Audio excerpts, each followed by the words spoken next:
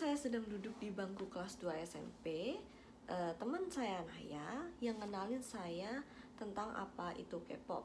Saya pada awalnya tahu K-pop itu apa, cuman emang saya ini tipikal orang yang gak terlalu tertarik sama hal-hal yang udah viral. Nah, sehingga seiring berjalannya waktu, otomatis saya jadi K-popers juga.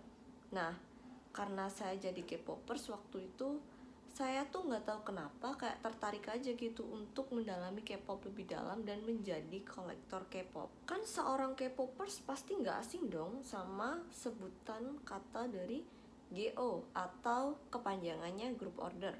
Kalau kalian sama-sama seorang kolektor merch K-pop pasti udah nggak asing sama kata itu, karena sepengalaman saya, Group Order ini adalah sebuah wirausaha di mana ada seseorang yang menangani transaksi jual beli antar customer Indonesia atau bahkan customer dari negara lain dan bertransaksi dengan seller dari Korea, Jepang, dan juga China.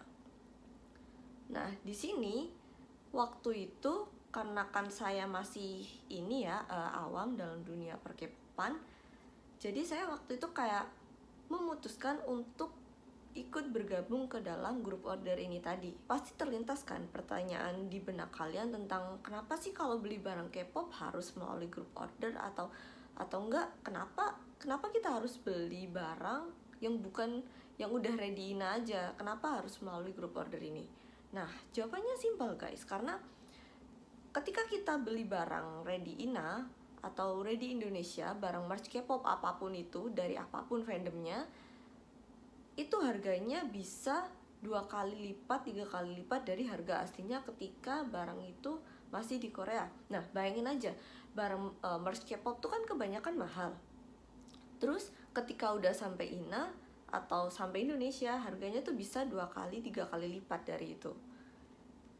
Nah, otomatis banyak dari kami seorang K-popers yang lebih memilih untuk bergabung ke dalam Group Order biar harga dari ongkos kirim dari barang tersebut itu bisa jauh lebih murah, sehingga harga mula sama harga akhirnya itu nggak terlalu beda jauh. As we know ya, barang-barang K-pop tuh kan emang nggak murah, ditambah kurangnya pengetahuan kita dalam memahami harga pasar serta perbedaan bahasa yang kita gunakan, itu membuat terjadinya resiko penipuan yang besar yang dilakukan oleh oknum-oknum seller yang ingin meraup keuntungan sebesar-besarnya pada customer dari luar negeri seperti saya sendiri. Nah, sejauh saya mendalami dunia perkolektoran ini, biasanya modus dari penipuan seller Korea ini selalu sama. Biasanya ketika kita sedang bertransaksi, ketika kita ingin deal-dealan sama si seller Korea ini, biasanya mereka meminta terlebih dahulu kita untuk membayar uang melalui transfer dari nomor rekening yang mereka berikan. Namun setelah kita transfer, biasanya mereka tiba-tiba kayak boom, hilang gitu. Lantas gimana sih cara untuk meminimalisir hal ini tuh terjadi, baik itu ke diri kita sendiri atau ke orang-orang terdekat kita? Saya Laksmi Devi Mariska Wardani dengan NIM 085 di sini hadir untuk membantu kalian agar kalian tahu bagaimana cara mengidentifikasi seller yang penipu dengan seller aman, serta bagaimana cara untuk mencegah agar kalian tidak terkena scammer ini. Sejauh yang saya tahu, terdapat 2 cara untuk menghindari permasalahan tersebut. Cara yang pertama adalah kita dapat mengunjungi sebuah website. Lalu, yang kedua dilanjutkan dengan menyalin atau mengetikkan nomor rekening dari seller Korea yang udah diberikan tadi ke kita untuk dicek apakah nomor tersebut sudah terdaftar dalam website itu tadi.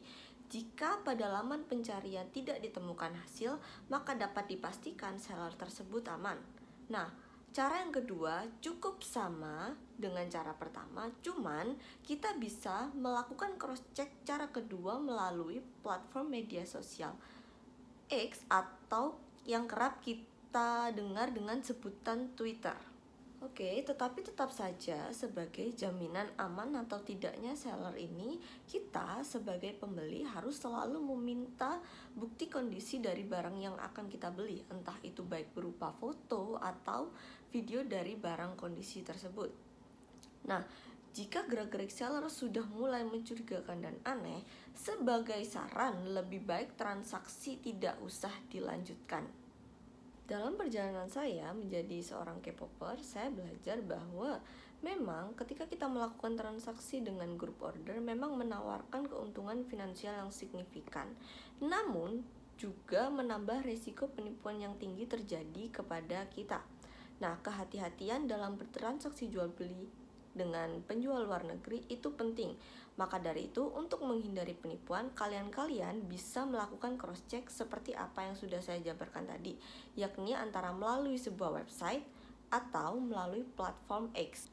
Yang terpenting, selalu minta bukti, baik itu berupa foto atau video dari kondisi barang yang akan kita beli. Lalu, ketika seller sudah menunjukkan tanda-tanda mencurigakan, sebagai saran sebaiknya transaksi tersebut tidak usah dilanjutkan. Nah, dengan pengetahuan dan langkah-langkah ini, kita, para kolektor K-pop, dapat melindungi diri dari metode penipuan jual beli luar negeri dan terus menikmati hobi kita dengan bebas dan aman. Saya rasa sekian informasi yang dapat saya bagikan. Saya minta maaf apabila apa yang saya omongkan hari ini menyinggung beberapa oknum atau pihak. Dan terima kasih karena telah menyimak video ini. Wassalamualaikum warahmatullahi wabarakatuh.